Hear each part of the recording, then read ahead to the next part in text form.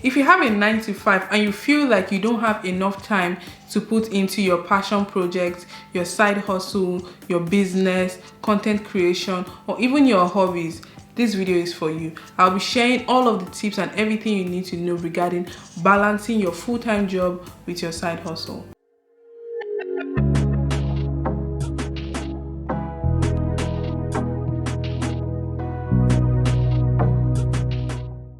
Hey guys, you're welcome to my YouTube channel.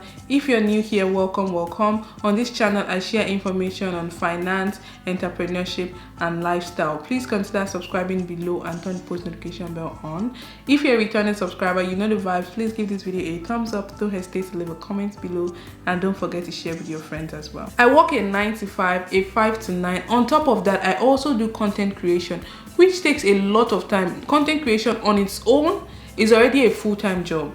Now imagine combining that with all of these things. And I also like to have fun. I want to enjoy myself. I have other hobbies and other passion projects that I want to work on, but sometimes having a 9 to 5 or a full-time job can literally drain you at the end of the day, that you do not have enough time to work on other things or other interests. But I've created a system that has worked for me for several years now, and I decided to share that with you. Create a routine. Having a routine like morning routine, night routine, evening routine, or bedtime routine, this is really important for your brain. It helps train your brain to get used to certain time and period, or even wake up. For example, for me in the morning when I wake up, I like to work out. I like to probably go to the gym, take a quick swim, or even skip. When I do those things, it really helps get my brain and my mood in order to become creative. I also know that I am more creative in the morning, so I utilize my morning for the creative part of my projects. Then in the evening, I notice that I am more productive. So I'm more productive in the evenings or at night, but I'm more creative in the mornings. Once you find a routine that works for you, it's very important.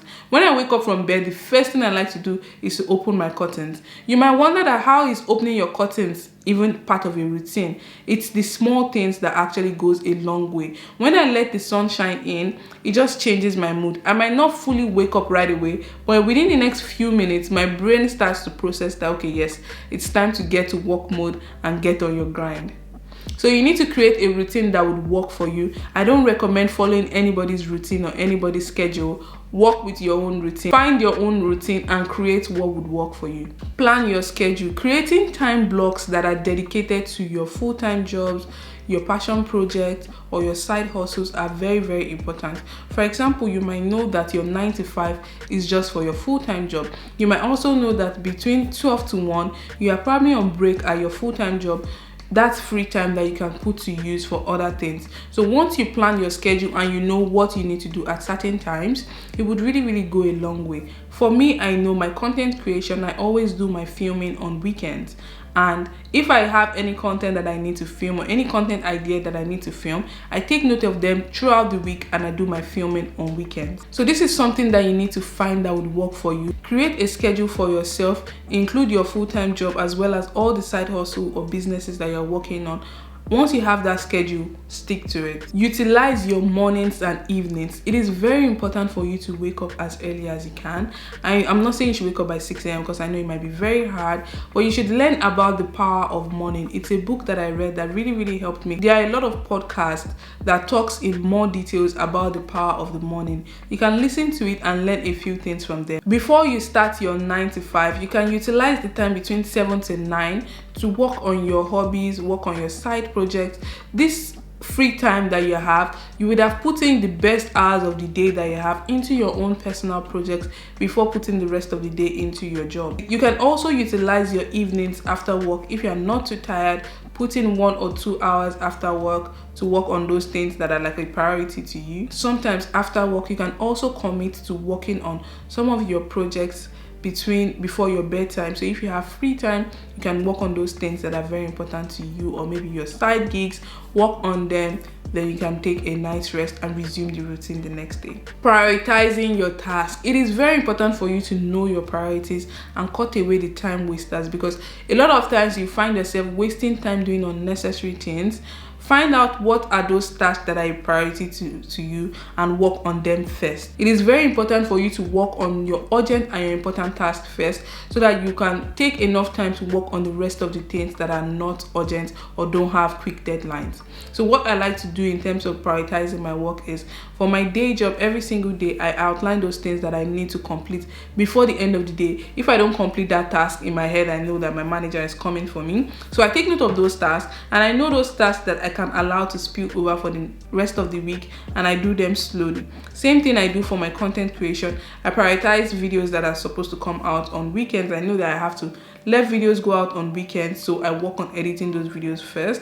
Also, if I'm having a brand collaboration, I make sure to film those videos first. So things like that would be what would determine what your priorities are. Once you're able to identify your priorities, you work on them first. Utilize downtimes. I can tell you for a fact, a lot of times during the day while I'm at work, because I get to work from home, I might have like free time, maybe 1 hour, 30 minutes, 2 hours, that there are no tasks pending for me.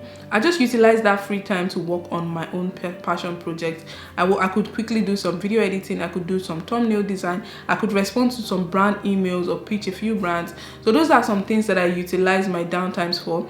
Also, if you are not working from home, you can utilize your transit time spent in traffic on your way back home or on your way to work. If you have things that you can quickly do a design on your phone, or if you have a tablet, you can quickly do a design, or you can also quickly respond to some emails. Those are ways for you to optimize using your downtime. Using technology and productivity tools can help you maximize your day. There are tools like Notion that would help you properly plan and manage your schedule. Notion is very good, but it's not for everybody. I understand that. I am one of those people that cannot do without Google Calendar. It's a very important part of my day-to-day life. So any task that is not on my Google Calendar, best believe it doesn't happen. For me, I don't use Google Calendar to plan all of my tasks, but I use it for things like meetings, things like calls, things that have deadlines. Those type of things are very important for me to see on my calendar, so I use my Google Calendar for that. I also utilize scheduling app for scheduling my content, so I can film them or prepare them in advance and schedule them for the future time. I also like to use different task manager to properly make sure that I'm working on my priorities first. Sometimes I use bullet to-do list as well. Make sure that you're utilizing technologies to the best of your advantage. Technology is there to help you optimize your time. Make good use of it. Taking breaks. Guys, burnout is real. You want to make sure that you are not overworking yourself.